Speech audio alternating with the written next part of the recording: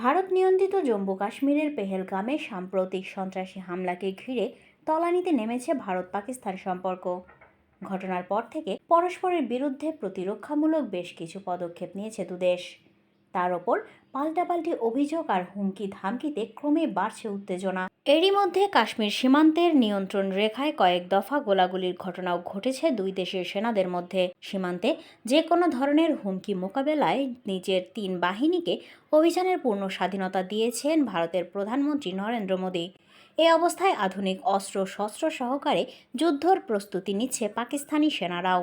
বৃহস্পতিবার কাশ্মীরের সীমান্তে নিয়ন্ত্রণ রেখার কাছাকাছি পূর্ণাঙ্গ সাময়িক মহড়া পরিচালনা করেছে পাকিস্তান সেনাবাহিনী। এই মহড়ায় সরাসরি আধুনিক অস্ত্র চালনার প্রদর্শনী অন্তর্ভুক্ত ছিল এবং শত্রুর যে কোনো অগ্রাসনের তীব্র জবাব দেওয়ার জন্য এটি ডিজাইন করা হয়েছিল বলে জানিয়েছে পাকিস্তানের প্রতিরক্ষা সূত্র।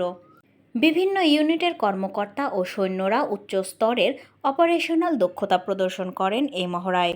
এর আগে বুধবার জাতীয় সেনাদের গুলিবর্ষণের জবাবে কাশ্মীরের নিয়ন্ত্রণ রেখা পেরিয়ে কিয়ানি এবং মন্ডল সেক্টরে একটি ভারতীয় চেকপোস্ট ধ্বংস করে দেয় পাকিস্তানি সেনারা।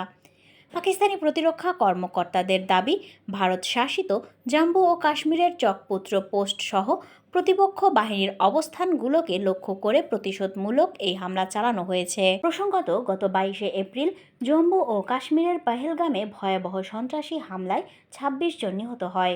২০১৯ সালের পুলওয়ামা হামলার পর কাশ্মীরে এটি সবচেয়ে বড় হামলা।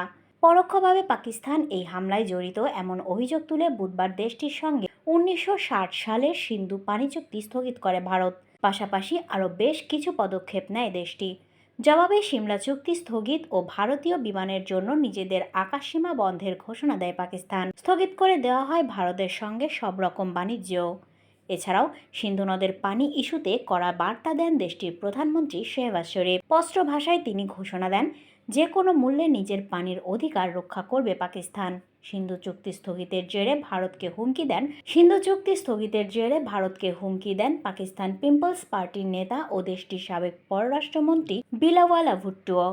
পাকিস্তান প্রয়োজনে পারমাণবিক হামলার জন্য প্রস্তুত আছে বলে ঘোষণা দিয়েছে দেশটির প্রতিরক্ষা মন্ত্রী খাজা মোহাম্মদ আসিফ ও রেলমন্ত্রী মোহাম্মদ হানিফ আব্বাসি। অন্যদিকে পেহেলগামে হামলায় জড়িত ও মদতদাতাদের চিহ্নিত করে কঠোর শাস্তির হুঁশিয়ারি দেন ভারতের প্রধানমন্ত্রী নরেন্দ্র মোদী। তিনি বলেন, প্রতিটি সন্ত্রাসী ও তাদের মদতদাতাদের খুঁজে বের করে এমন শাস্তি দেবে যা তারা কল্পনাও করতে পারবে না।